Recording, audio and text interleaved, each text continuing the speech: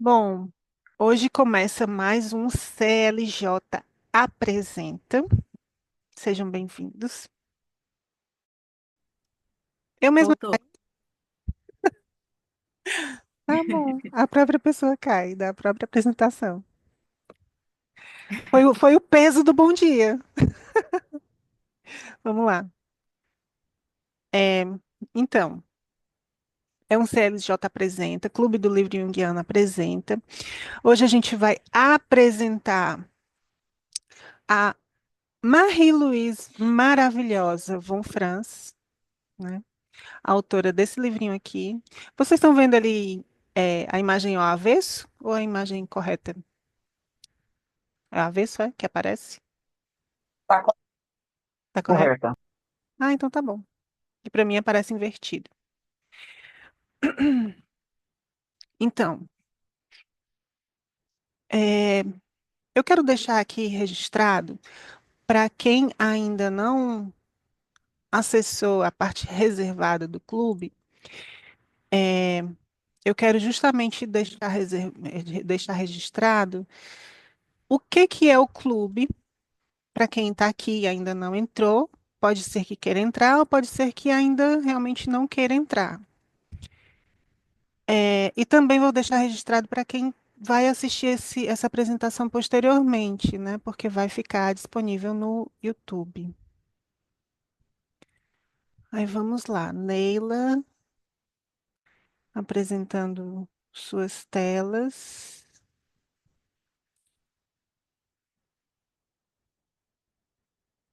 Então, vocês estão vendo a minha tela, né? Estão vendo um documentozinho no Canva. É, o que que é o Clube do Livro Junguiano? O clube é uma comunidade viva e buscadora de sentidos. Então, aqui, o que é que a gente faz? A gente aprende e treina e se exercita em ler livros, e ler livros junguianos de outras maneiras, né? Não é simplesmente você eu tô aqui sem fazer nada, vou ler e tal. Ou não, vou para o meu momento de estudo, deixa eu sublinhar aqui o que que é legal, o que que é importante, o que que eu ainda não sei. Não é apenas isso, tá? Estudar Jung não é um estudo normal. Na verdade, estudar qualquer conhecimento a respeito da psique não pode, não tem como ser um estudo normal para quem quer realmente se aprofundar. Por quê? Porque a gente não tem ponto de Arquimedes. Vocês sabem o que é o ponto de Arquimedes? Quando você tem um- uma alavanca, né? Isso aqui está em cima de alguma coisa. Essa alguma coisa é o ponto de Arquimedes. Essa alguma coisa aqui, certo? É alguma coisa que fica embaixo dessa tábua para que alguém possa exercer peso do outro lado e ela se levantar. É o que promove o movimento. Se não tiver ponto de Arquimedes, isso aqui não sai do lugar, tá? Então, esse objeto, essa tábua, só vai sair do lugar se tiver um ponto de Arquimedes, para que alguém faça um peso e isso se movimente. Eu não tenho como estudar a psique sem sair da psique, certo? Então, a gente estuda a psique a- de dentro da própria psique. Não tem como ser um estudo normal. Necessariamente é um estudo enviesado, sempre é. Sempre é. A gente não pode ter mais do que hipóteses. Certezas. Eu tenho certeza de que eu estou vivo. Eu tenho certeza de que eu estou respirando. Pergunta isso para Sofia. Confere isso lá com a Sofia do Mundo de Sofia, se essa sua certeza se sustenta. Nem essa certeza se sustenta, que a gente está aqui vivo, né? Pode ser tudo uma grande fantasia. Pode ser um tudo, um nada, pode ser tudo maia, ilusão. É, então, para não aprofundar nesse tópico da realidade psíquica, né? Jung traz que a, a única realidade a que a gente tem acesso é a realidade psíquica. Um belo dia a gente vai aprofundar nisso. Mas por hoje fica esse mistério, essa provocação aqui lançada, né? Não tem como estudar Jung de uma maneira normal. Então, a minha proposta, a partir de mais de 20 anos estudando a obra desse cara, né, é uma maneira de ler, de se aproximar. Jung tem um jeito de pensar, um jeito de escrever que não é usual, não é linear, não é o que a gente está acostumado. Especialmente quem vem agora, né, a tal de geração Z, que está adulta agora, entrando no profissionalismo agora, com certeza não é uma maneira de pensar que seja comum, usual, fácil de acessar para quem está vindo por aí. Mas já não é para a gente, já não é para eles, né? É, ou para você que está aqui assistindo, que seja da geração Z, alguma coisa assim. Então, Jung não pensa por tweets, ele não pensa por também por demonstrações. Ó, primeiro vem isso, depois vem aquilo, depois vem aquilo. O estilo de pensamento do Jung é circunambulatório. Então, ele pega um tema e ele fala esse tema a partir desse ponto de vista, esse tema a partir desse ponto de vista, esse tema a partir desse ponto de vista. Aí ele vai dando voltas no tema. Quando ele chega aqui, o que ele falou sobre esse ponto de vista, que é o oposto, você vai ficar, meu Deus, como esse homem se contradiz. Esse homem não faz sentido, ele não se sustenta em pé. Só que aí você tem que ir até o final e completar a volta para você ver o sentido. Nessa volta, é fácil se perder, certo? Até porque em alguns textos, por exemplo, Jung dá muitos exemplos e ele vai muito longe. Para você ler, por exemplo, o volume 5, que é um livro, que é um texto só, que é o Tipos Psicológicos. Ele fala de tipos psicológicos em umas, sei lá, 60 páginas, lá no final. O livro tem umas 500 páginas. O que é que ele fala no resto dessas 500 páginas? Ele pega um desde que o mundo foi milhões de anos atrás, quando o mundo foi criado, as pessoas pensavam, estou exagerando, né, sendo aqui piadista, mas é tipo isso. Ele vai desde, olhe, ele pega as formas de pensar, ele pega as polêmicas, ele pega as tretas históricas que ele enxerga que foram motivadas, que foram tretadas, porque representam maneiras de ver o mundo, maneiras de se relacionar com o mundo e consigo mesma, que são opostas e que, com certeza absoluta, necessariamente não vão se convergir. Não vão convergir. Elas necessariamente vão divergir.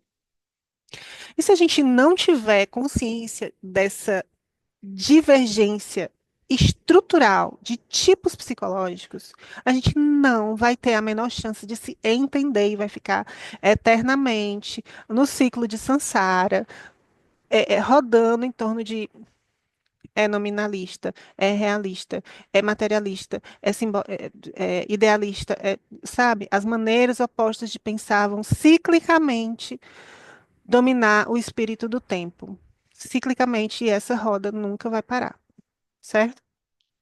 Então é isso. Se a gente não consegue parar essa roda na história da humanidade, pelo menos dentro de casa, com o marido, com os filhos, com os amigos, na rua com a professora, com o seu Zé da Bodega, pelo menos com essas pessoas a gente pode tentar ter um mínimo de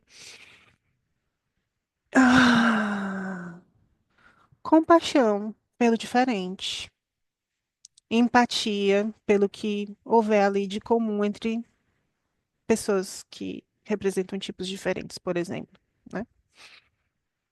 Então, qual é o mérito da Von Franz? Eu ia falar do que é o clube, já estou falando de quem é Von Franz. Olha aí como é o meu pensamento também, né? Paciência comigo, minha gente.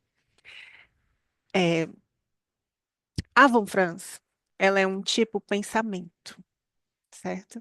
O Jung é um tipo intuitivo. Então ele vai para onde ele percebe que está sendo chamado. Tá bom. E a Von Franz surgiu uma caixinha aqui, eu não sei se vocês viram, mas eu desmarquei. Foi isso que me desconcentrou. Então, a Von Franz, ela é um tipo pensamento. Então, a Von Franz, ela escreve daquele jeitinho que a gente gosta mais. Começa no ponto A, diz para onde vai, dá o próximo passo, vai adiante, diz para onde vai, dá o próximo passo. Então, a escrita dela, o ensino dela é mais linear. Então, a Von Franz, o Jung, o Jung explode a nossa cabeça, ele traz muita coisa, ah, ele é um tipo intuitivo com pensamento auxiliar, certo? Então, ele não é um doidinho, embora pessoas com intuição e sentimento como função auxiliar também não sejam doidinhas, mas nenhum deles é doidinho. O que eu quero dizer é que Jung também não escreve loucamente tudo solto, ele amarra, só que ele amarra nesse movimento, né? Conforme a intuição dele mandou ele fazer, né? Conforme ele consegue se organizar, sendo um tipo intuitivo em primeiro lugar, né? Mas o pensamento dele está ali atrás também para dar essa organizada. A Von Franz, o que vem em primeiro lugar, a função dela, com que ela mais refinadamente se orienta no mundo, é a função pensamento. Então, ela consegue ser didática, ela consegue sistematizar métodos. O Jung, no Apresenta de fevereiro, que foi sobre o Homem e seus símbolos, foi sobre o Chegando ao Inconsciente, que é o primeiro capítulo do Homem e seus símbolos. Mas, enfim, eu falei sobre o, o que o Sono Shamdasani traz a respeito do Jung no livro Jung e a Construção da Psicologia Moderna, que é um livro que fala da importância de Jung para a psicologia como ela existe hoje, certo? É muito interessante esse ponto de vista. Não é assim uma coisa apenas histórica. Ah, Jung fez isso, foi aquilo, viu aquilo outro, percebeu. Não, o Sono, nesse livro, ele fala sobre o que Jung ter feito aquilo, ter visto aquilo outro, ter percebido aquilo outro, no que isso importa hoje, tá bom? Então, nesse livro, Sonos, que eu estou pronunciando errado, com certeza absoluta, o nome dele, o sono, ele traz vários momentos em que o Jung diz: eu não tenho uma teoria, eu não tenho um método. O que eu tenho de mais estável são as técnicas. E mesmo isso pode mudar, certo? Então, esse é o intuitivo falando da obra dele. É, né? E já a Von Franz não. Ela consegue sistematizar métodos e ensinar para a gente, até no sentido de passo a passo mesmo. Assim, primeiro você faz isso, depois você faz aquilo. Ela é mais bonitinha nesse sentido, né? E quando eu falo bonitinha, eu já estou julgando, né? Eu chamei aqui Marie-Louise Maravilhosa Von Franz, não foi à toa, é uma preferência minha. Tem gente, tem bastante gente que não gosta da escrita da Von Franz. Pode ser que vocês não gostem. Eu tenho uma colega que ela falou exatamente isso. Eu acho a Von Franz arrogante. Eu suporto ler Von Franz porque eu sei que ali eu vou aprender, mas eu suporto Von Franz, eu não gosto, né? Ela fala assim. Muito bem. Então, esse é um CLJ apresenta. Eu tô gravando, né? Tô, tá aqui. No CLJ apresenta, o que que a gente faz? As aulas são mensais, são públicas, são gratuitas, são ao vivo, são gravadas e disponibilizadas no YouTube do Clube do Livro Junguiano. O conteúdo pode variar em razão da natureza do texto, mas em geral eu vou exemplificar os primeiros passos do método CLJ de estudos de temáticas complexas, demonstrando vixe, isso aqui está errado. Demonstrando a primeira colheita de associações, bem como a investigação do pretexto e do contexto. Tá, tá, tá, anote na agenda, blá, blá, blá. O que mais que tem de atividade pública? CLJ convida. Isso aqui é uma coisa esporádica, ainda não aconteceu, mas vai acontecer em abril. O primeiro CLJ convida, tá certo? A uma pessoa de referência, pode ser um junguiana, falando de um texto junguiano com um modo que seja dela, pode ser um não junguiano, para discutir alguma coisa, e aí eu vou intermediar e trazer uma visão junguiana. Ah, eu estava falando no começo. Que aqui no Clube do Livro Junguiano, qual é a nossa proposta? Ler livros junguianos, encontrar outras formas de ler livros junguianos e ler livros não junguianos de uma maneira junguiana, tá certo? Ficou meio confuso, mas é isso. E também, que é gratuito, o grupo do WhatsApp com todo mundo, né? Com os visitantes do clube, esses que estão de passagem ou que ainda não conseguem acessar as partes reservadas, as áreas reservadas. Nas áreas reservadas, o que que a gente tem? E eu senti que isso aqui andou ficando meio confuso. Recentemente, também conhecido como desde ontem ou anteontem. Por minha culpa, tá? Eu que fui meio. Então, os membros pagantes têm acesso irrestrito a toda a estrutura do clube. Aqueles que adotam acesso anual têm por um ano, a partir da data do pagamento, e aqueles com acesso mensal terão pelo prazo de um mês a partir da data de pagamento. Esse acesso mensal, ele é avulso, ele pode ser meses seguidos ou dá para pular também, se você não tiver interesse em um determinado, na discussão de um determinado livro. E aí, quem ainda não entrou, aproveite, porque até o final de março o acesso anual custa R$ 200 e o mensal custa R$ 25. O mensal, se você não pular, eu garanto por pelo menos mais 5 meses que vai continuar o mesmo valor, mesmo que o acesso mensal altere o preço, tá bom? E vai alterar. A partir de abril o acesso anual vai para 400 e o acesso mensal vai para 50, tá bom? É, sala de leitura, uma atividade reservada. A cada mês, a gente faz um momento em que eu procuro mais ouvir vocês do que falar, né? Ouvir as suas impressões, as suas ampliações, enfim, o que que vocês conseguiram elaborar a partir do texto do mês. CLJ amplia, é uma aula extra, como eu disse, também reservada, em que eu solto a franga. Né? Aqui eu posso trazer um aprofundamento de um detalhe, eu posso trazer um filme que eu acho que tem tudo a ver com um comentário sobre um filme que eu acho que tem tudo a ver sobre aquele livro que a gente está abordando, eu posso trazer um poema, eu posso fazer uma performance dançante. Não, juro que eu não vou fazer isso. Os cadernos de campo, que são e-books a respeito do livro do mês, uma comunidade exclusiva. Meio infinito enquanto dure. 50% de desconto nos cursos oferecidos pelo CLJ, isso vai ser bem útil daqui a pouquinho. E acesso ao curso Chegando ao Inconsciente, que é um curso que aproveita a estrutura do primeiro capítulo do Homem e seus Símbolos para a gente falar sobre um pouco de tudo da psicologia junguiana em 12 encontros, tá bom? Então, uma coisa que eu quero fazer com vocês é que vocês me acompanhem aqui. Marie-Louise von Franz. Para os íntimos, ela era chamada de. Os amigos a chamavam de Marluz. Eu chamo também de Von Von. Então, o que é que a gente encontra sobre. Vocês estão vendo a minha tela, né?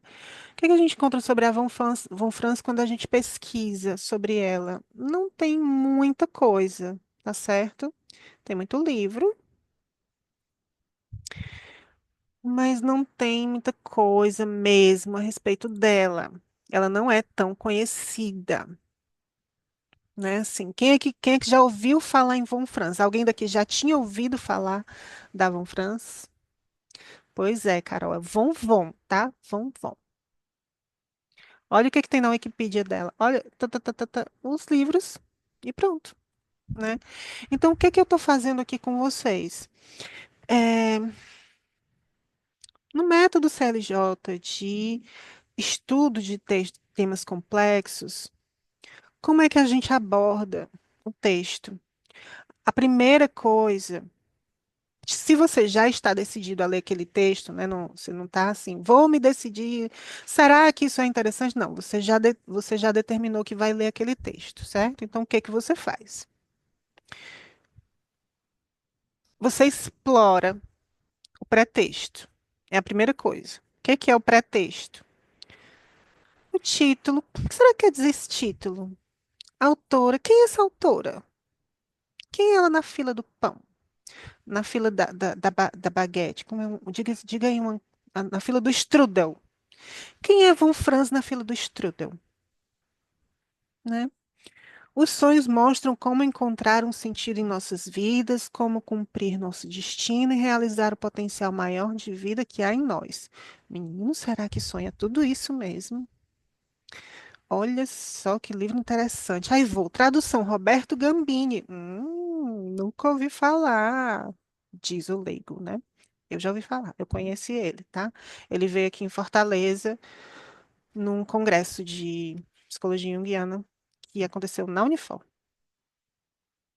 Então, introdução de Fraser Boa. Menino, o que é isso? Aí você vai. Isso aqui, esse livro foi baseado em uma entrevista, em uma longa entrevista concedida pela Von Franz ao Fraser Boas.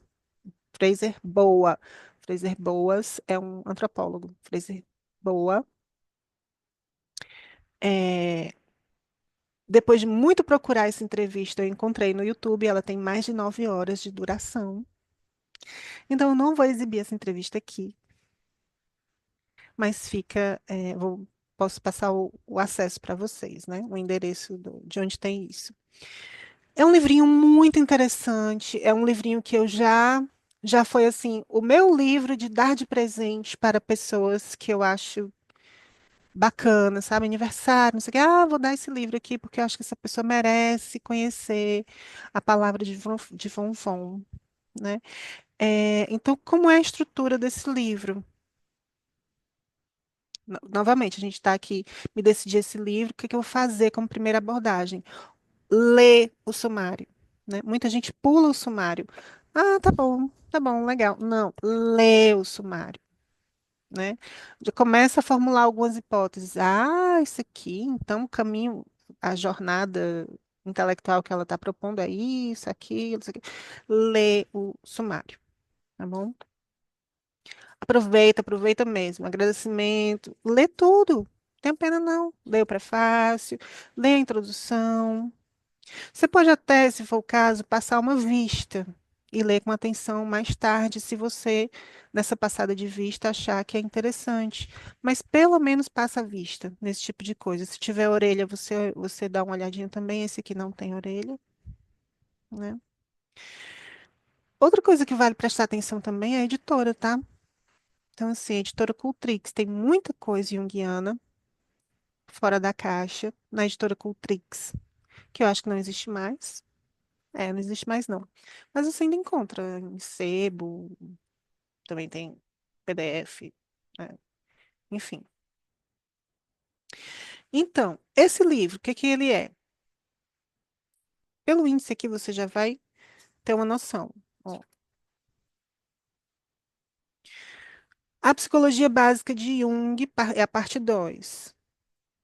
Mapeamento do inconsciente, a estrutura dos sonhos, o símbolo vivo. Então, ela vai falar sobre cada uma dessas coisas. Com certeza, aqui nesse livro, a Von Franz, o que que ela está fazendo?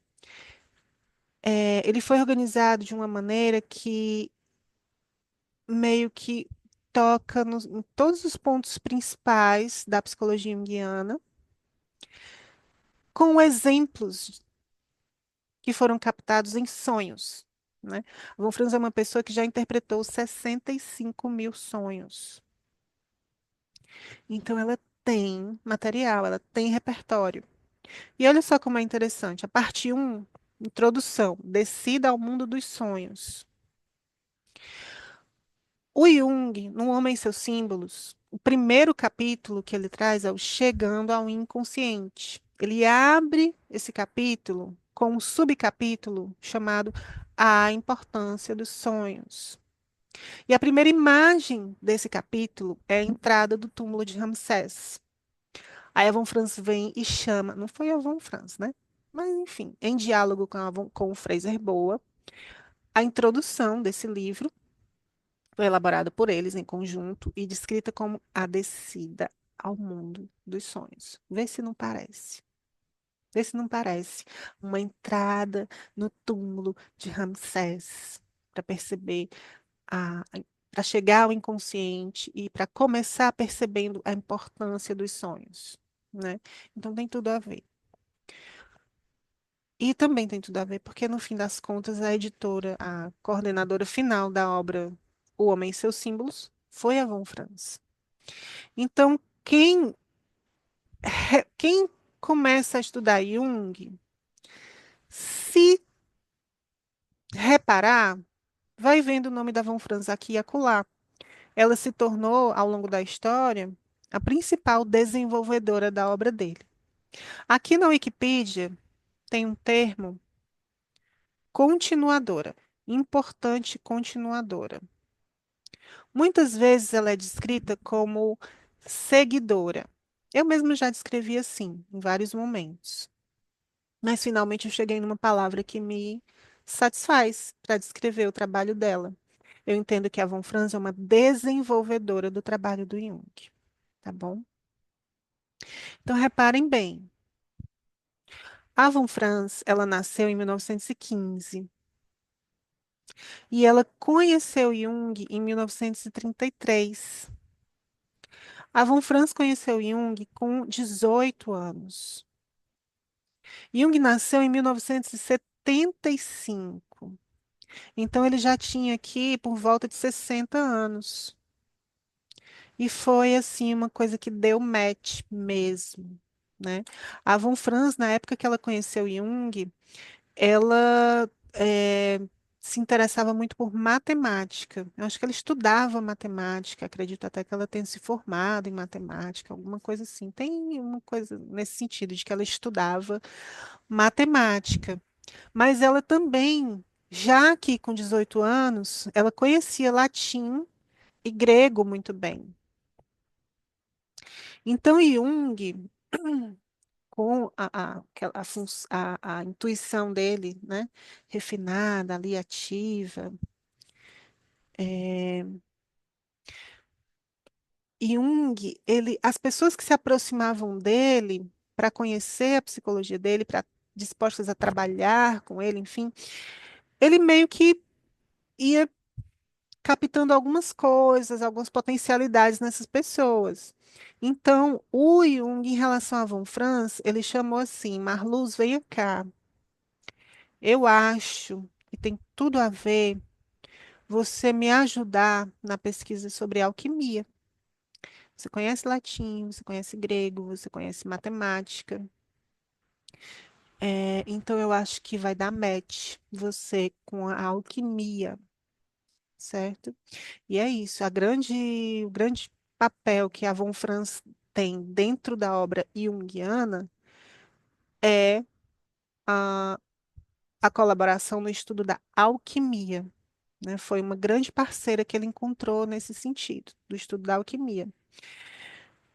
Jung teve parceiras muito importantes, né? A Emma Jung, que era a esposa dele, foi uma parceira de estudos.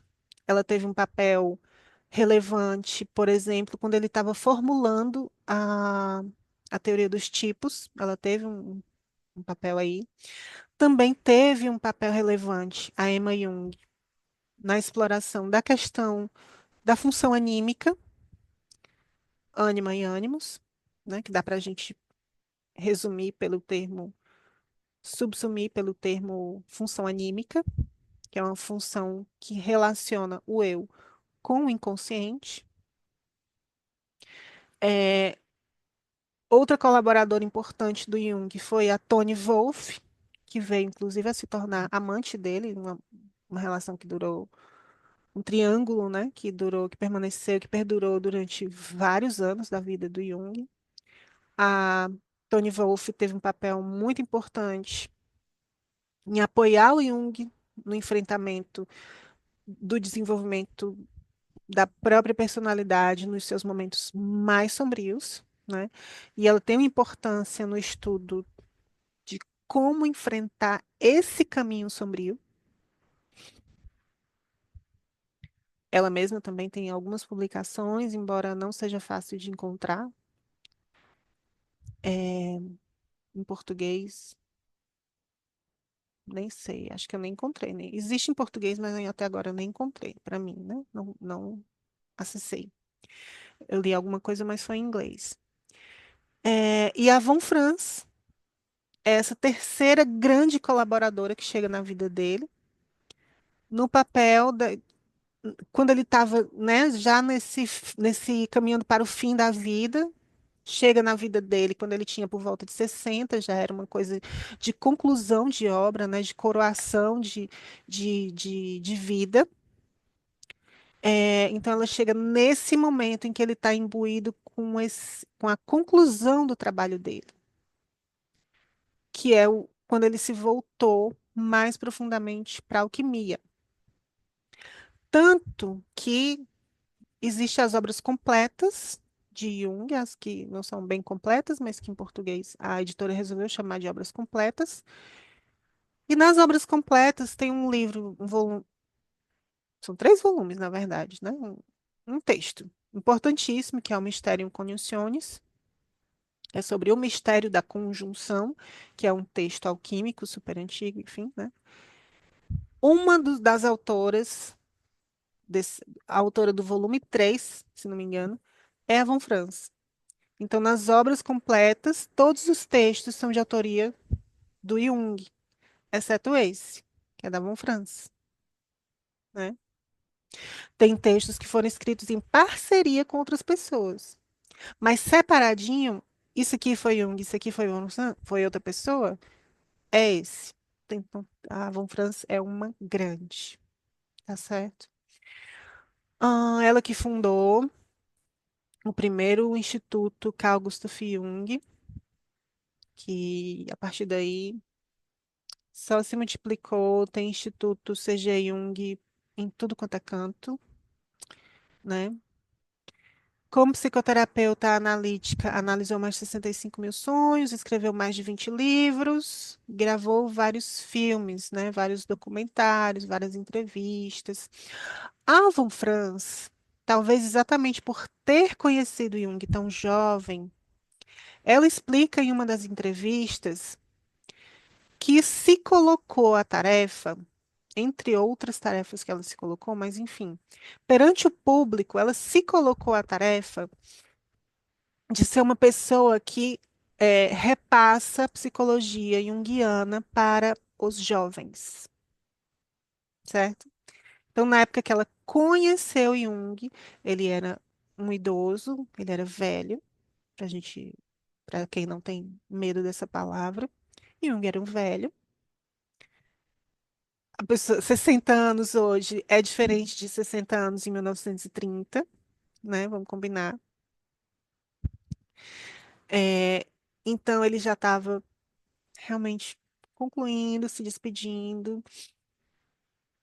E Von Franz chega com gás. Ela chega jovem, né? É tanto que essa pessoa aqui, Roberto Gambini, que traduziu O Caminho dos Sonhos, Ele foi, ele fez formação no Instituto C.G. Jung de Zurique. Ele estudou aqui nesse instituto que a Von Franz fundou e ele foi orientado por ela no seu trabalho de conclusão de, de, de, de curso, que eu vou pegar para vocês. Peraí,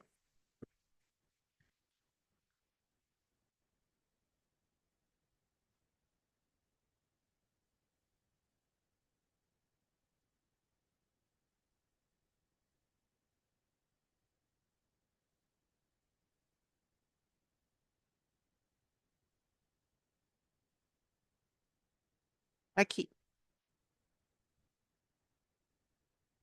Espelho Índio, Formação da Alma Brasileira. Esse trabalho aqui foi orientado pela Von Franz. E esse rapaz, o Roberto Gambini, está vivo. Tem uns 80 hoje em dia, né? Mas continua vivo, enfim. Quer dizer, faz tempo, mas também foi ontem, né? Tudo isso faz tempo, mas também foi ontem e ainda tá. E eu conheci o Gambini. Não foi um conhecimento, nossa, são melhores amigos, mas conheci essa pessoa pessoalmente. Então, assim, é, são coisas que ainda estão vivas, né? Muito bem. Então, Von Franz, por exemplo, uma das coisas que ela fez, né?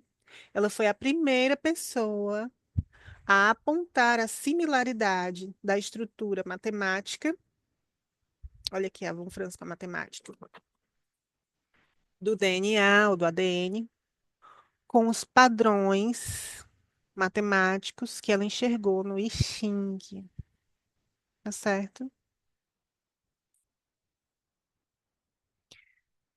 Inclusive o Wolfgang Pauli, enfim, não sei como se pronuncia, que é um físico que na sua época era conhecido como a consciência da física, de tão safo que ele era para enxergar onde estava faltando refinar, melhorar. Não, isso aqui não está certo. Vamos adiante.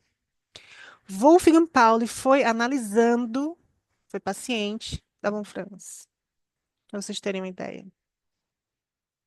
Dizem até que rolou uma paixonite e quase que foi para frente, mas não foi. Enfim, então Von Franz é Marie-Louise maravilhosa, Von Franz não é à toa, tá bom? Então, mas como é que a gente conhece mais dessa pessoa tão maravilhosa, né? Então, ó, página oficial. Olha, olha, tem pouca coisa aqui na Wikipedia. Mas vamos adiante. Olha, página oficial, vamos adiante. Meu Deus, quanta coisa. Aí, olha aqui, quero chamar a atenção. A página oficial da Marie-Louise von France, Maria Luísa von France, tem disponível alemão, inglês, italiano, francês e português. Não é comum esse tipo de página ter disponibilidade em português, mas aqui está a importância também do junguiano brasileiro, né? E você vê que não é português de Portugal, tá? Ó, Marie-Louise von Franz não esteve a receber seu doutorado, nada, não, ela obteve, é um modo isso aqui é português brasileiro. Então, Marie-Louise von Franz, olha aqui, eu falei que ela se formou em matemática. Não, pode ter se graduado em matemática. Eu li isso em algum lugar, gente, eu juro. Mas ela, o doutorado dela foi em filosofia clássica. Com certeza aqui, ó. O latim e o grego, super fundamentais. Muito bem. Então tem a página da Von Franz, quem quiser explorar essa página, fique à vontade. Também não tem muita coisa. Mas, enfim, é o pouco que tem. É o pouco que tem sobre a Von Franz. É pouco mesmo, tá bom? Biografia da Von Von.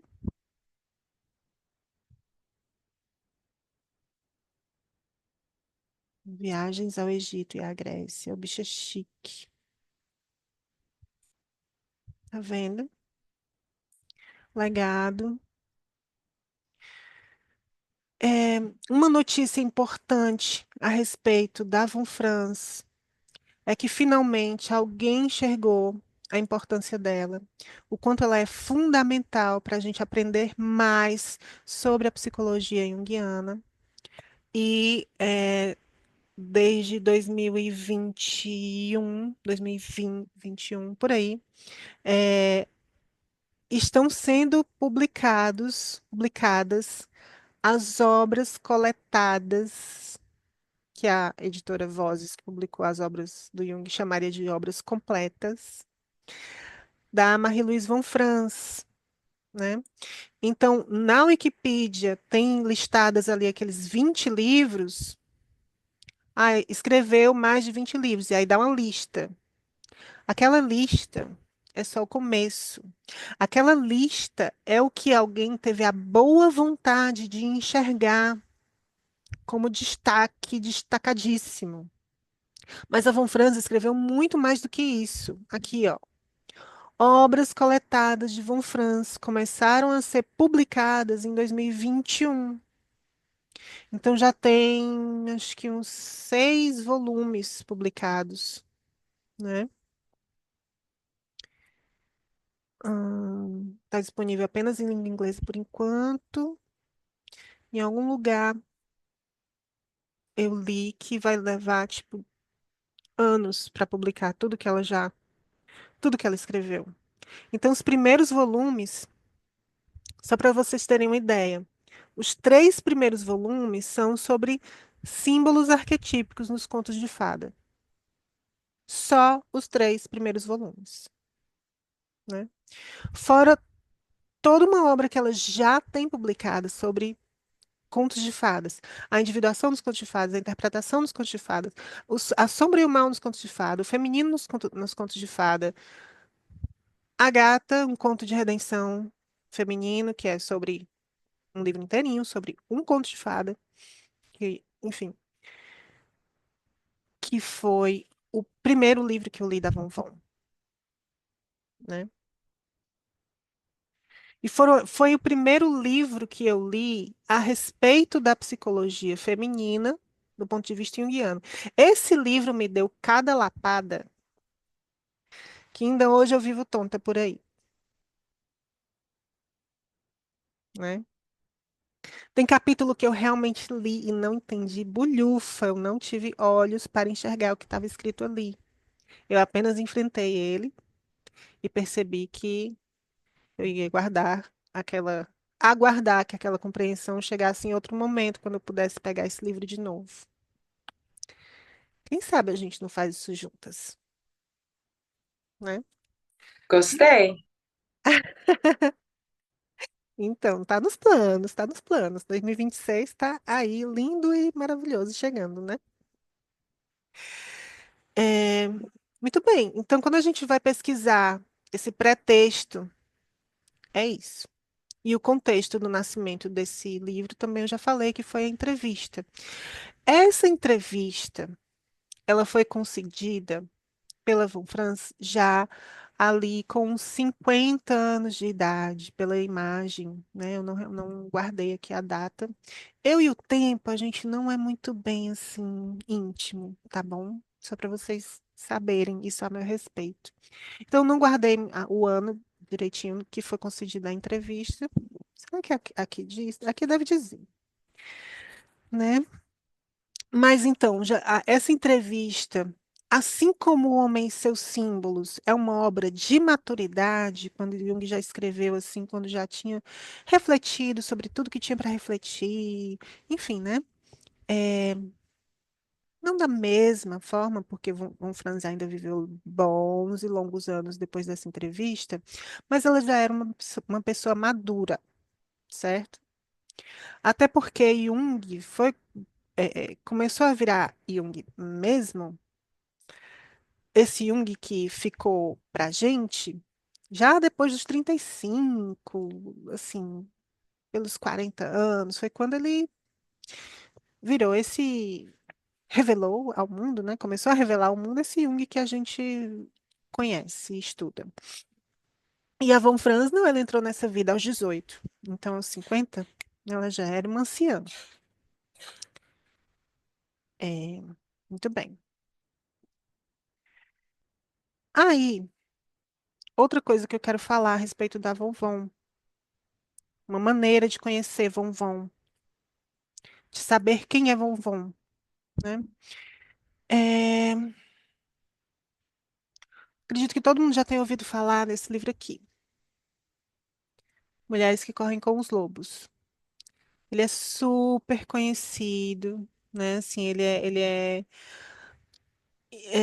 tido como uma obra excepcional, especial para tratar da psicologia feminina a partir de contos de fada, a partir de uma perspectiva simbólica, a partir de uma perspectiva arquetípica, né? E eu quero trazer para vocês, isso aqui é outra maneira de você conhecer um autor, de você realmente assim saber quem é aquele autor, como é que ele se organiza, tá certo? A Clarissa Pinkola Estés, nesse livro, ela escolhe uma série de contos de fadas, basicamente um conto de fada por capítulo, não é exatamente assim, mas é mais ou menos assim, tá certo? Aí cada capítulo, ela traz um conto de fadas e aí conta o conto, né? Traz a historinha. E aí ela vai destrinchando. Ah, Maria está retornando. Bem-vinda de volta, Maria. Então, a Estés, ela escreve o conto, aí ela vai destrinchando o conto, vai analisando, interpretando, propondo significados para aquele conto. E contos considerados todos que tratem a respeito da psicologia da mulher. A Von Franz faz uma coisa muito parecida, bem antes da Stess. A Von Franz faz uma coisa muito parecida aqui no feminino, nos contos de fada, que também é desses que deixa tonta. E é um livrinho bem mais curto do que o da Clarissa, certo? Aqui, comparando os tamanhos. Mas acaba que tem um conto que as duas analisaram.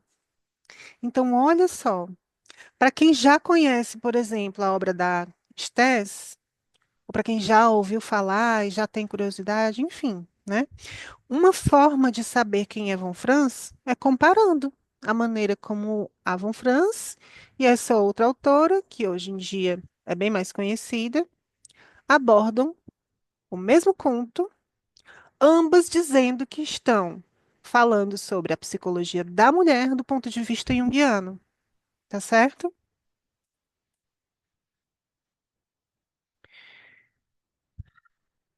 É, eu vou contar o conto. Eu vou contar do jeito que a Píncola traz, que a Estés, Píncola Estés traz, tá bom?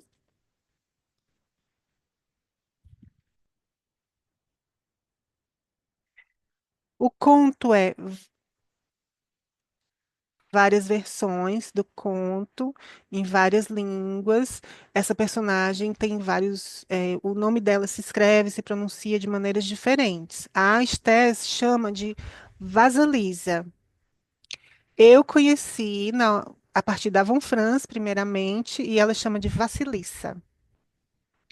Então, vou ler para vocês o conto Vasalisa, descrito contado pela Clarissa Pinkola Estés. Era uma vez, e não era uma vez, uma jovem mãe que jazia no seu leito de morte, com o rosto pálido, como as rosas brancas de cera na sacristia da igreja ali perto. Sua filhinha e seu marido estavam sentados aos pés da sua velha cama de madeira e oravam para que Deus a conduzisse em segurança até o outro mundo. A mãe moribunda chamou Vasilisa, e a criança de botas vermelhas e avental branco ajoelhou-se ao lado da mãe. O branco e o vermelho abs- são muito presentes em contos que tratam da psicologia feminina, só para a gente perceber. Essa boneca é para você, meu amor, sussurrou a mãe.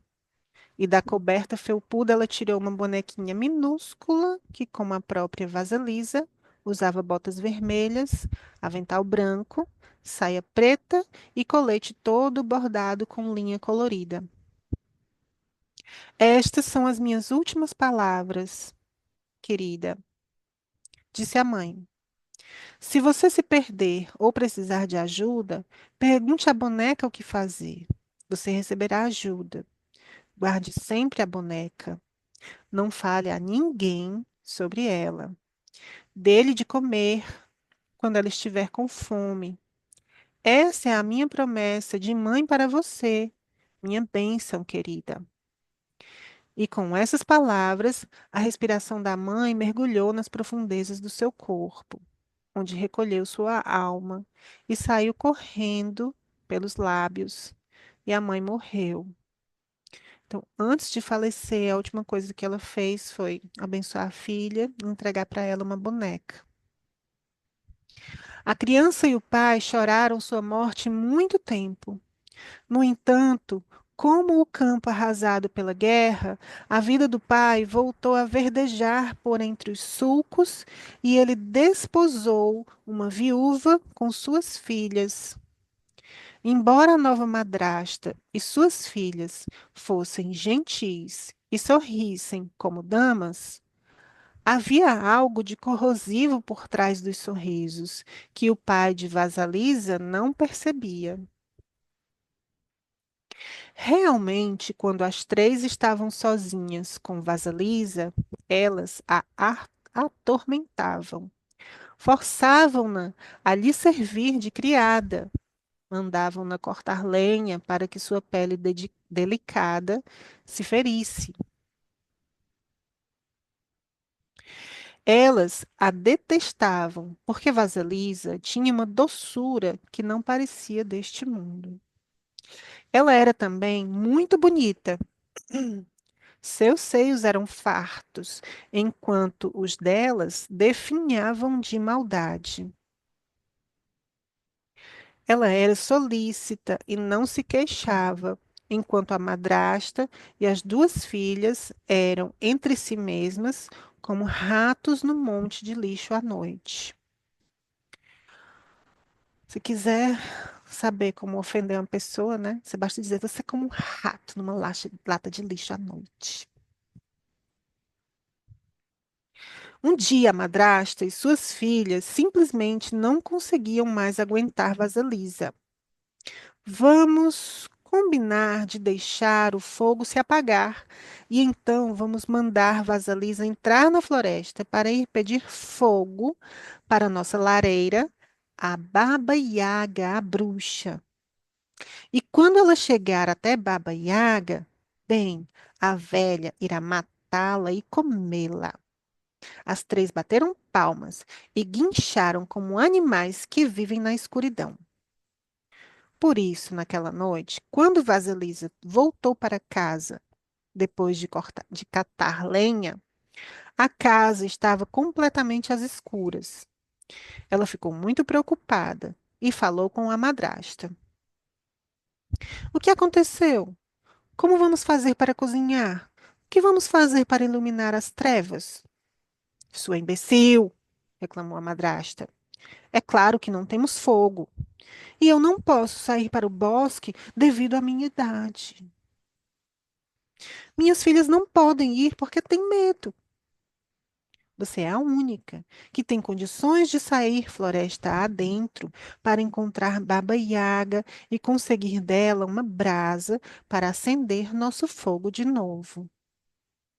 Ora, está bem, respondeu Vasilisa inocente. É o que vou fazer. E foi mesmo.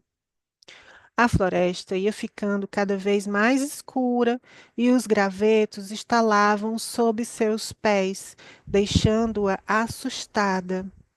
Ela enfiou a mão bem fundo no bolso do avental e ali estava a boneca que a mãe, ao morrer, lhe havia dado. Só de tocar nessa boneca já me sinto melhor, disse Vasilisa, acariciando a boneca no bolso. A cada bifurcação da estrada, Vasilisa enfiava a mão no bolso e consultava a boneca. Bem, eu devo ir para a esquerda ou para a direita? A boneca respondia: sim, não, para esse lado ou para aquele lado. E Vasilisa dava à boneca um pouco de pão enquanto ia caminhando, seguindo o que sentia estar emanando da boneca. De repente, um homem de branco, num cavalo branco, passou galopando e o dia nasceu. Mais adiante, um homem de vermelho passou montado num cavalo vermelho e o sol apareceu.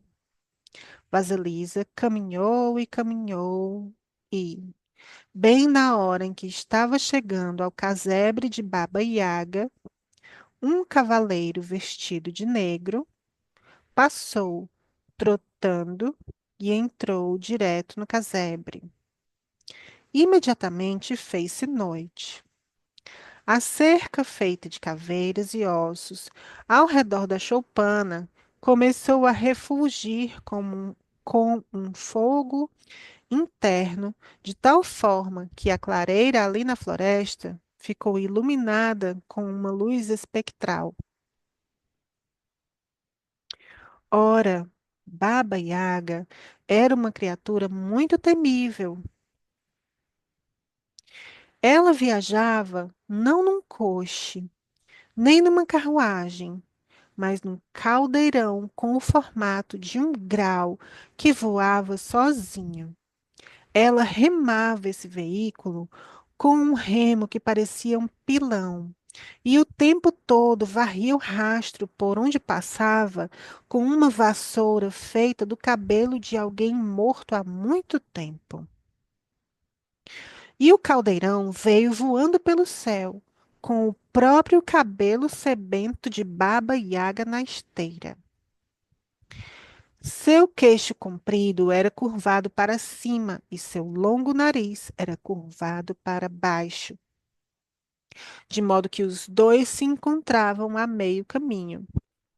Baba Yaga tinha um ínfimo cavanhaque branco e verrugas na pele adquiridas de seus contatos com sapos. Suas unhas manchadas de marrom eram grossas e estriadas, como telhados, e tão compridas e recurvas que ela não conseguia fechar a mão. Ainda mais estranha era a casa de Baba Yaga.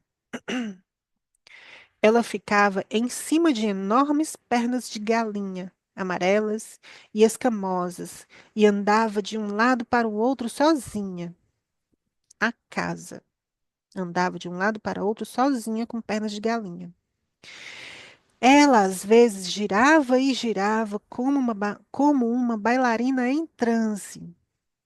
As cavilhas nas portas e janelas eram feitas de dedos humanos, das mãos e dos pés, e a tranca da porta da frente era um focinho com muitos dentes pontiagudos. Vasilisa consultou sua boneca. É essa casa que procuramos? E a boneca, a seu modo, respondeu: É, é essa a casa que procuramos.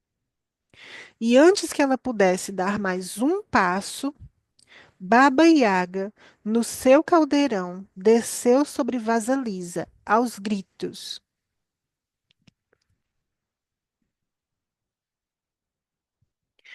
O que você quer? Vovó, vim apanhar fogo. respondeu a menina, estremecendo. Está frio na minha casa. O meu pessoal vai morrer. Preciso de fogo. Ah, sei, retrucou Baba Yaga, rabugenta. Conheço você e o seu pessoal.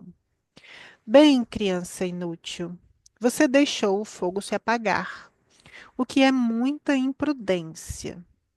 Além do mais, o que a fez pensar que eu lhe daria a chama? Aí aqui eu vou só reparar, tá? É, a respeito de ler contos de fada. Como é que ela diz, eu conheço você e o seu pessoal, você deixou o fogo se apagar. Mas então ela sabe também que quem deixou o fogo apagar não foi a Vassalisa. Se ela sabe que o fogo apagou antes da menina contar, é porque ela sabe de outra forma.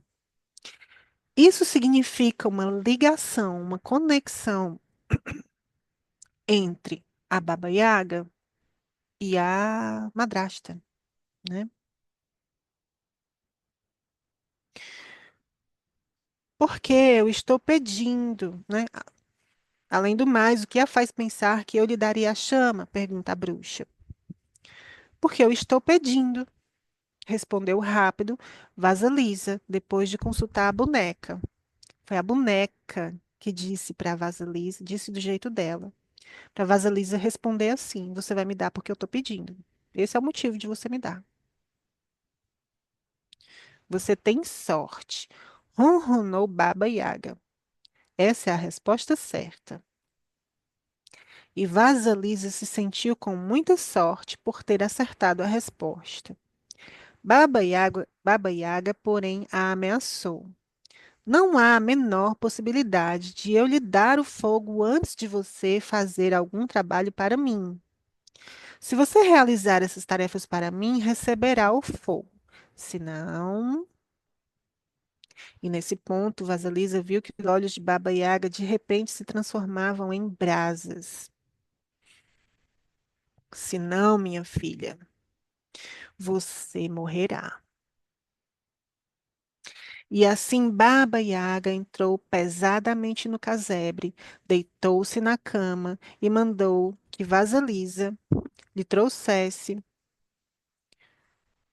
a comida que estava no forno. No forno havia comida suficiente. Cadê? Eu parei para olhar a hora e me distraí. No forno havia comida suficiente para 10 pessoas, e a Yaga comeu tudo, deixando uma pequena migalha e um dedal de sopa para Vasilisa. Lave minha roupa, varra a casa e o quintal, prepare a minha comida, separe o milho mofado do milho bom e certifique-se de que tudo está em ordem. Volto mais tarde para inspecionar seu trabalho. Se tudo não estiver pronto, você será o meu banquete. E com isso, a Baba Yaga partiu voando no seu caldeirão com o nariz lhe servindo de biruta e o cabelo de vela. E anoiteceu novamente. Vasilisa voltou-se para a boneca assim que a Yaga se foi. O que vou fazer? Vou conseguir cumprir as tarefas a tempo? A boneca disse que sim e recomendou que ela comesse algo e fosse dormir. Vasilisa deu algo de comer à boneca também e adormeceu. Importante dar de comer a boneca. Já é a segunda vez que ela alimenta a boneca, lembra? Tem que prestar atenção nessas repetições. Pela manhã, a boneca havia feito todo o trabalho e só faltava preparar a refeição. A boneca. À noite, a Iaga voltou e não encontrou nada por fazer. Satisfeita, de certo modo, mas irritada por não conseguir encontrar nenhuma falha, Baba Yaga zombou de Vasilisa. Você é uma menina de sorte. Ela então convocou seus fiéis criados para moer o milho E três pares de mãos apareceram em pleno ar e começaram a raspar e esmagar o milho. Os resíduos pairavam no ar como uma neve dourada. Finalmente o serviço terminou e Baba Yaga se sentou para comer. Comeu horas a fio e deu ordens a Vasilisa para que no dia seguinte limpasse a casa, varresse o quintal e lavasse a roupa. Naquele momento, desculpa, naquele monte de estrume, disse a Yaga, apontando para um enorme monte de estrume no quintal. Há muitas sementes de papoula, milhões de sementes de papoula. E um monte. Peraí. Ai, meu Deus. Eu vou ler de novo esse parágrafo, tá? Naquele monte de estrume, disse a Yaga, apontando para um enorme monte de estrume no quintal, há muitas sementes de papoula, milhões de sementes de papoula. Amanhã quero encontrar um monte de sementes de papoula e um monte de estrume, completamente separados um do outro. Compreendeu? Meu Deus, como vou fazer isso? Exclamou Vasilisa, quase desmaiando. Não se preocupe, eu me encarrego, sussurrou a boneca, quando a menina enfiou a mão no bolso.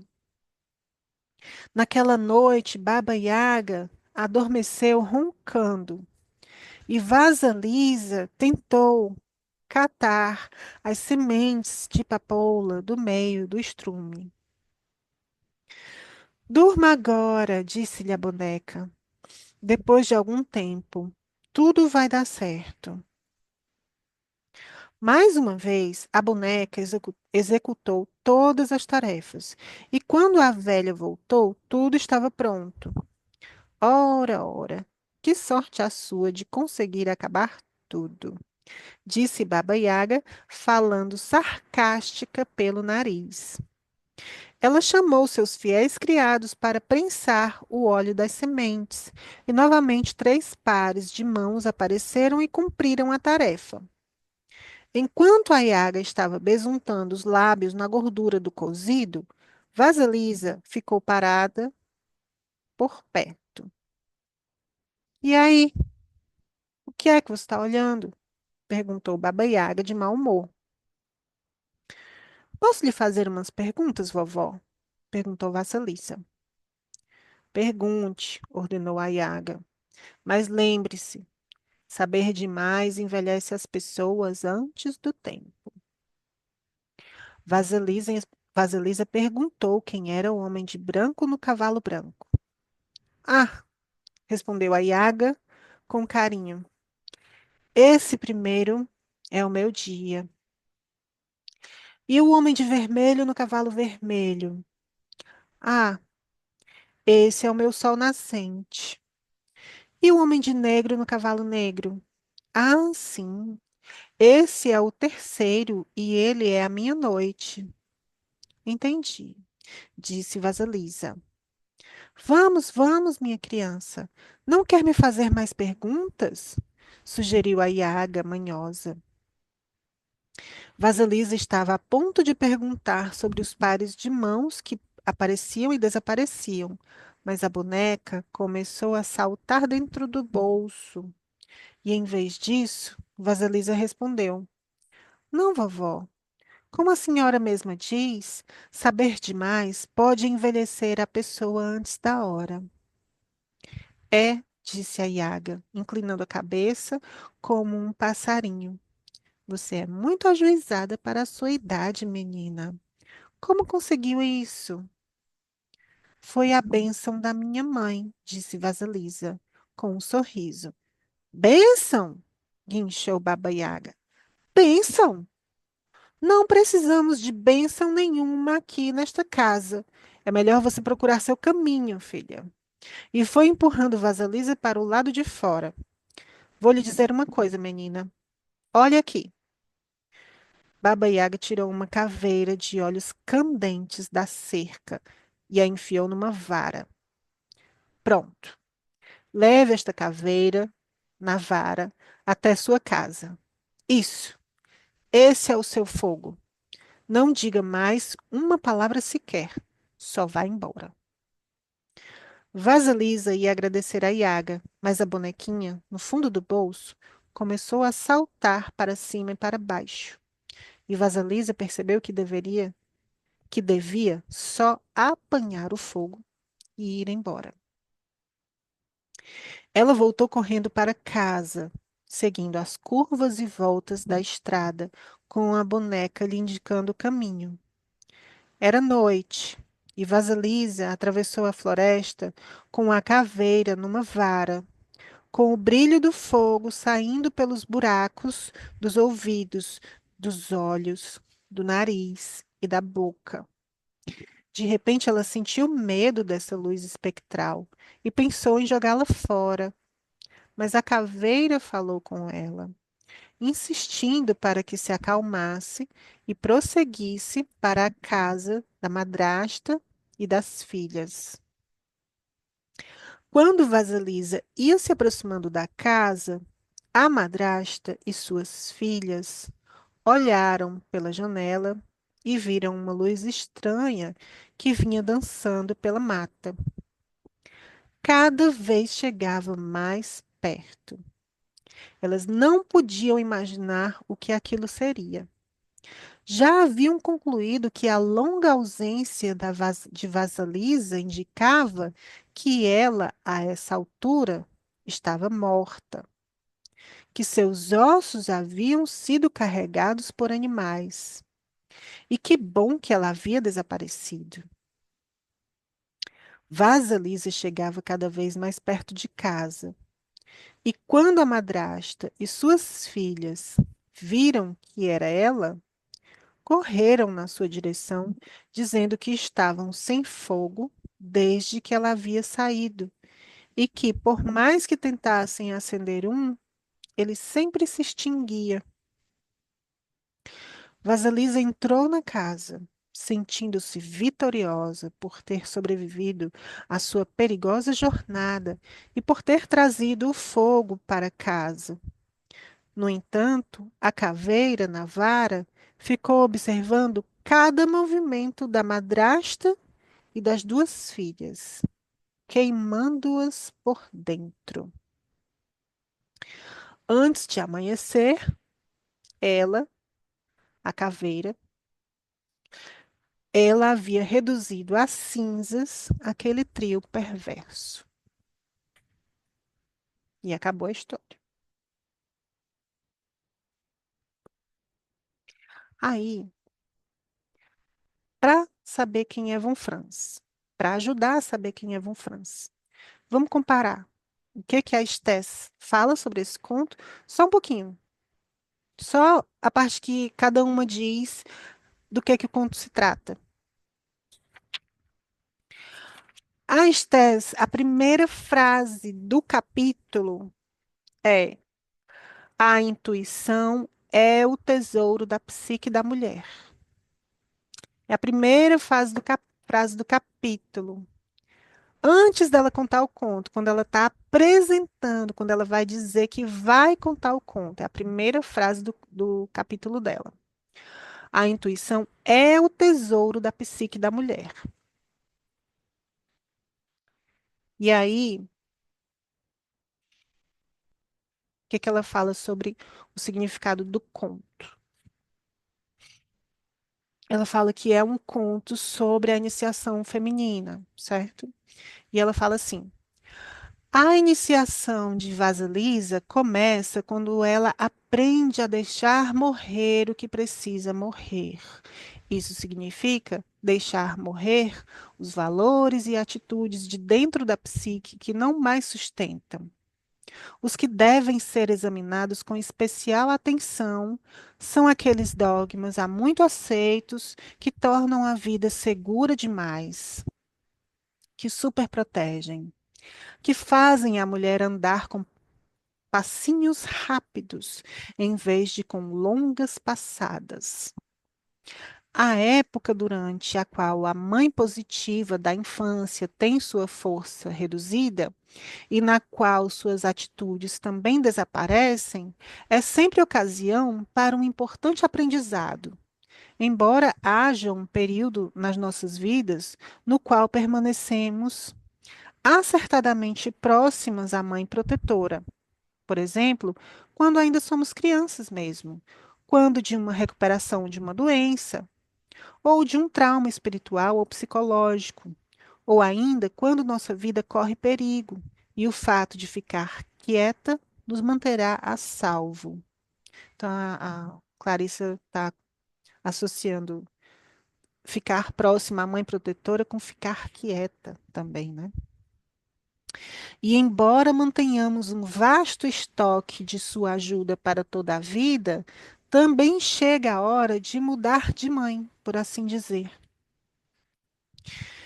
Se ficarmos mais tempo do que o normal com a mãe protetora dentro da nossa psique, vamos nos descobrir impedindo todos os desafios de nos atingirem, o que prejudica o desenvolvimento futuro. Embora eu não esteja de modo algum querendo dizer que uma mulher deva mergulhar numa situação violenta ou torturante, quero dizer, sim, que ela deve fixar para si mesma alguma coisa na vida que ela se disponha a alcançar e, portanto, a assumir riscos para conseguir. É através desse processo que ela aguça seus poderes intuitivos.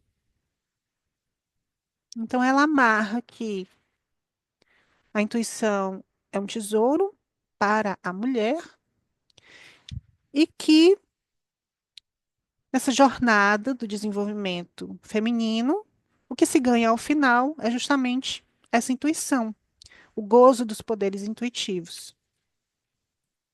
Vamos comparar com a Von Franz falando sobre o mesmo conto. Meu Deus, fechou a página.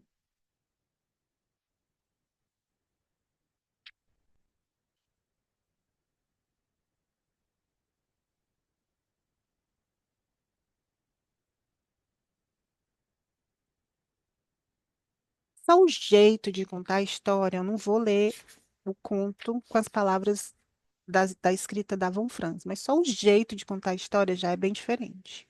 Não é bem diferente que torne uma outra história, mas você já. As emoções que o jeito de contar entre as duas, né, de cada uma das duas, as emoções que cada jeito de contar eh, fazem aflorar são diferentes, assim, tem um tom diferente. Vão, Franz. Vocês estão ouvindo um avião ou dá para ouvir minha voz direitinho? Vou continuar, então. A morte da mãe significa, pois, simbolicamente. Ninguém precisa que a mãe morra de verdade para poder isso aqui acontecer, tá certo? A morte da mãe significa, pois, simbolicamente, que a menina toma consciência de que não pode mais identificar-se a ela, ainda que a relação positiva, essencial e afetiva permaneça. Então, o que a Clarissa Pinkola Estés chama de manter a mãe protetora dentro de si, a Von Franz chama de identificação com a mãe.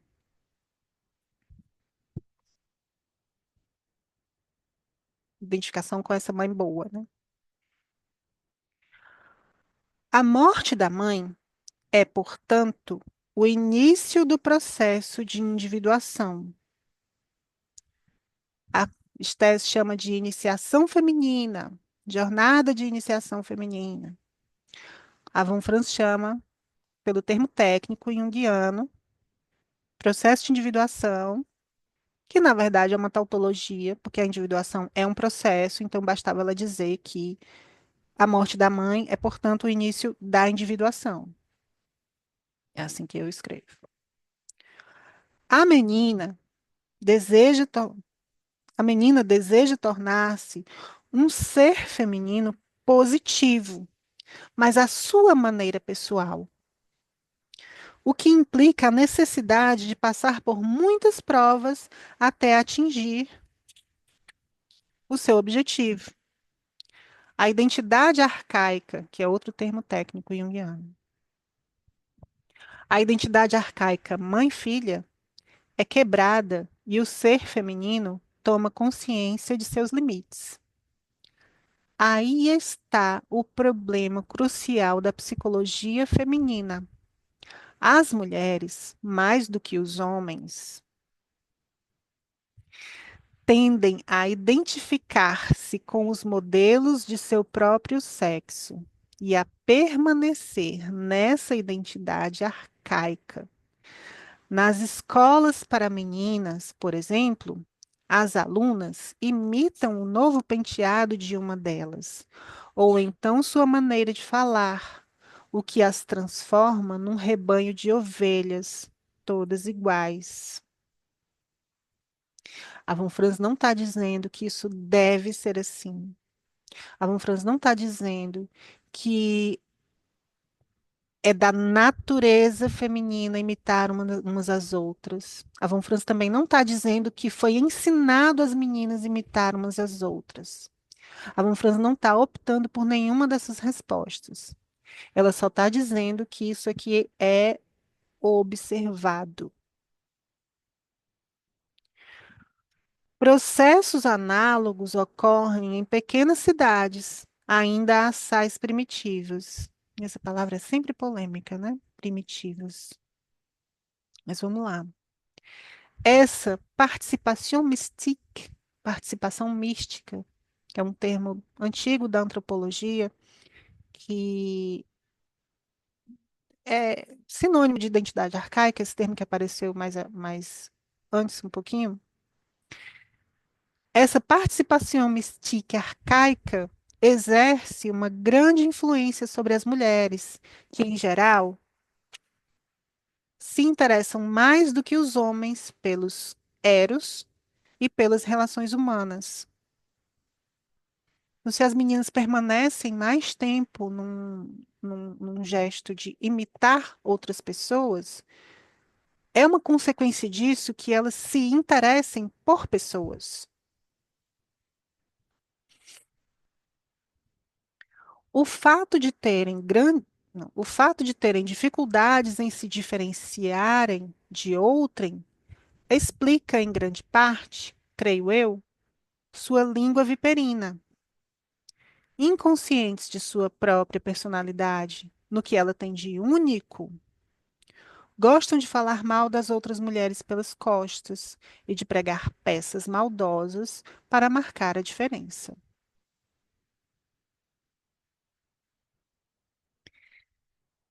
Não é diferente? É, então, assim, na interpretação dos contos de fada, não, Luciana tinha caído. Na interpretação dos contos de fada, ou é na individuação? Não, acho que é aqui. Na interpretação dos contos de fada, a Von Franz fala que estudar contos de fada é a melhor forma de você treinar interpretação de sonhos. Você treinar interpretação de contos de fada é a melhor maneira de treinar interpretação de sonhos.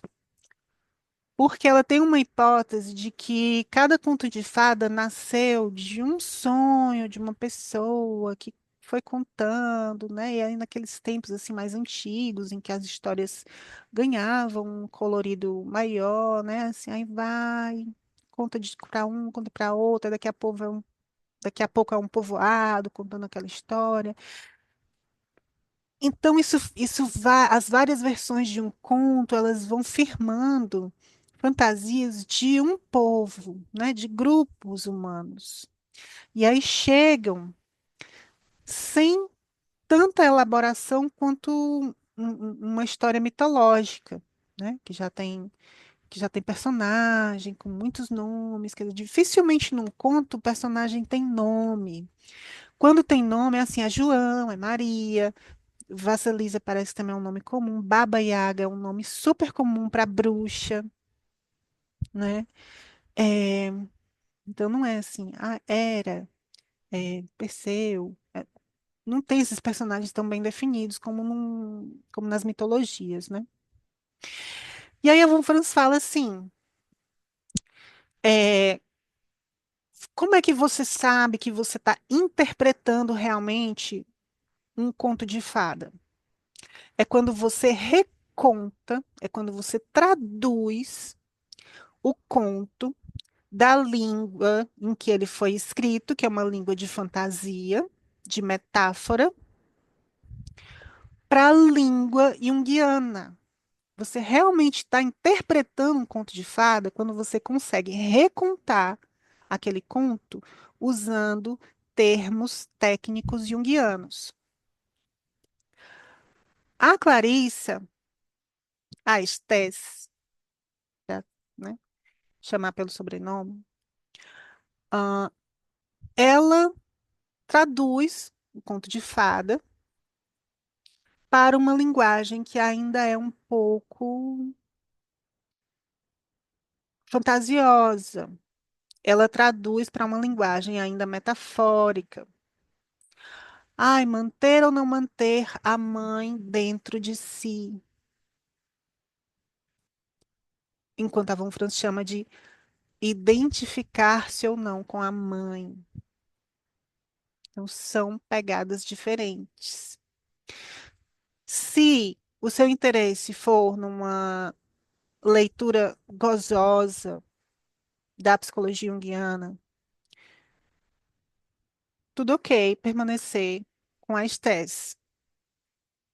Mas, se você pretende é, dar um. Se você já leu isso daqui, que é um passo adiante, ou se você pretende trabalhar com contos de fadas, ou se você pretende trabalhar na clínica junguiana, você não pode ficar aqui. Porque a Clarissa não faz uma interpretação propriamente junguiana dos contos de fada. Ela ainda faz uma interpretação literária. Literária usando algumas categorias junguianas. É uma interpretação literária inspirada nas categorias junguianas. Não é uma interpretação junguiana de um conto de fada. Ah, isso é péssimo, estou falando mal do livro? Não, eu estou falando que são coisas diferentes. Inclusive para momentos diferentes da vida. Isso aqui, tem hora que lê isso aqui, nossa, assim, é como você ter uma ferida e passar uma pomada. Esse é um negócio que alivia. Tem hora que alivia tanto as feridas, sabe? Ó, aliviando aqui, passando a pomada. Tá vendo? Então, a Von Franz, ela não alivia, certo? Ela não alivia. Quando você tem um sentimento, assim, de elevação, lendo Von Franz, é porque, enfim, ela tocou ali num ponto e você conseguiu enxergar significado para uma questão sua e você tem essa, nossa, né, essa elevação. Mas no mais, é tabefe atrás de tabefe, certo? Levam Franz não é gozoso no sentido para quem gosta, certo? Levam Franz é bom exatamente porque ela ela faz conexões que você dificilmente faria só, né? A Stas, ela não vai tão fundo, tá certo? Às vezes, não é sempre, mas às vezes ela traz entendimentos que, se você refletir um pouco sobre o texto, você chega lá também, certo? Não que isso não aconteça com a Von Franz, mas ela com mais frequência, ela traz umas conexões que você dá um salto, assim, sabe? Um salto, mas assim, daqueles em câmera lenta que dá para você acompanhar o caminho, por onde é que foi, né? tipo pensamento. Von Franz, didática, né? Acho que talvez seja um intuitivo, talvez até um tipo sentimento. Um tipo sentimento, né? Ela não discrimina tanto assim, ela vai pelo valor da história. Talvez. Maneiras diferentes de abordar a mesma coisa, maneiras bem diferentes. Será que elas iam gostar uma da outra ou elas iam, mulher, te melhore? Será que cada um ia olhar para a outra e dizer, mulher, melhore? Será? Não sei. Não, acho que elas iam conseguir conversar, sim. Gente, é isso. É, esse é o texto do mês. O texto do mês é O Caminho dos Sonhos, escrito pela Von Franz, pela Von Von, pela Marluz, que é essa escafandrista da psicologia profunda. É uma maneira, é um dos nomes da psicologia analítica, psicologia profunda, psicologia complexa, né? Essa escafandrista escreveu, mergulhou nos sonhos dela, nos sonhos em 65 mil sonhos, trouxe esses conhecimentos. Olha aqui, dá para ler e reler. Esse mês passado, eu abri uma página aqui, li ela falando sobre o amor, e eu enxerguei uma coisa que eu ainda não tinha enxergado sobre a noção de amor e de relacionamento amoroso. Mês passado, eu enxerguei um negócio novo que está escrito aqui e eu não tinha enxergado. É isso. Obrigado pela presença. Deixa eu ver aqui a hora. Bom, alguém tem um comentário?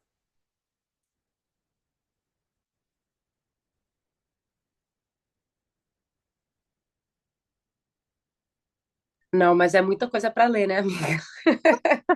É muita coisa para conhecer, vai ser para a vida mesmo. Ah, com certeza, viu? Com certeza.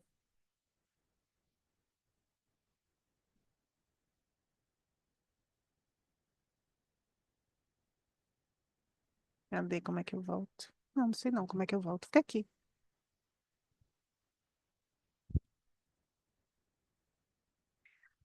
Mas olha, ninguém vai ler tudo isso de uma vez, não. Não. O que a gente vai ler esse mês é o Caminho dos Sonhos. É isso, né? Quem tiver curiosidade, eu vou mandar o link da entrevista da Von Franz, às 9 horas de duração, mas tem vários trechinhos. Se você botar a Von Franz no YouTube, aparece vários trechos dessa entrevista e de outras entrevistas. A Von Franz é muito boa de escutar, ela é bem, como eu falei, né? Sou Von Franziana e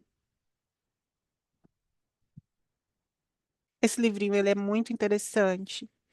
É, parte um, introdução, muito bem. Parte 2, a psicologia básica de Jung, aqui ela revê, né, o nome está dizendo, ela revê o básico. Aí ela fala de sonhos da nossa cultura. Aí ela vai falar sobre a psicologia masculina, sobre a psicologia feminina, sobre relacionamentos e sobre o self, que é o si mesmo, tá? Eu prefiro chamar de si mesmo. Então, assim, é um livrinho que reúne temáticas muito caras e muito cotidianas, muito práticas, né? Ele não é um mergulho teórico, ele é uma conversa com leigos. Foi aqui que ela falou: ah, sim, eu adotei para mim a vocação de falar com os jovens, de divulgar a psicologia junguiana para os jovens, para nós, né? Então, esse aqui é uma ótima primeira leitura da Von Franz, tá certo? Paciência, paciência com a gente, paciência com a nossa jornada mesmo. Que nem quando eu li O Gato, que teve capítulo que eu nem entendi. Porque talvez fosse cedo para aquele capítulo. Aproveitei muito bem o restante, mas aquele ali ficou, meu Deus, o que que é isso aqui que essa mulher tá falando, né? E assim, O Gato é uma má tradução, tá? O nome do conto que ela explora, que é A Gata. É isso. Vou perguntar mais uma vez e aí eu vou encerrar. Alguém quer fazer um comentário?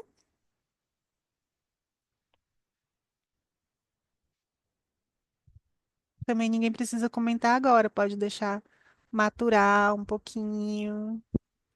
Pode comentar no WhatsApp. Pode comentar no, no Amplia. Pode comentar, deixar para a sala de leitura, né? Depois de deixar esse material ferver aí dentro desse vaso alquímico que somos nós, com os nossos outros elementos.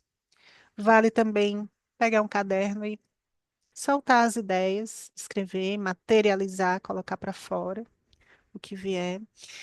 Quem tiver interesse em acessar as áreas reservadas do Clube do Livro Junguiano, lembrando que essa é uma atividade pública, mas quem quiser acessar as áreas reservadas, manda um e-mail para clubedolivrojunguiano@gmail.com, bem fácil de lembrar, clubedolivrojunguiano@gmail.com e fala comigo. Quem já tiver decidido a entrar, faz logo o Pix.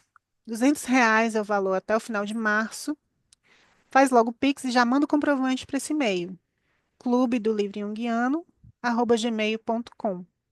A chave é o próprio e-mail, tá certo? E para quem quiser o acesso mensal, também até o fim de março, tá R$ 25. Obrigada, pessoal. E é isso. Muito Queria obrigada, agradecer Neila. só,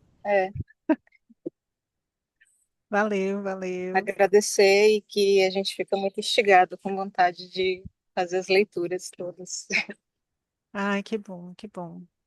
Mas sem atropelo, A sem pressa, elas sementinha vão chegar. junguiana já foi plantada, amiga. Ai, que bonitinho. Que bom. Bom, Fran estaria orgulhosa de mim. É isso.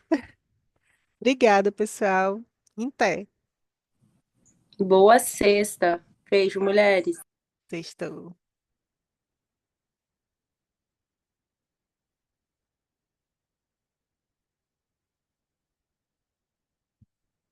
Bom dia, Maria. Agora que eu vi teu bom dia no chat. Vou encerrar.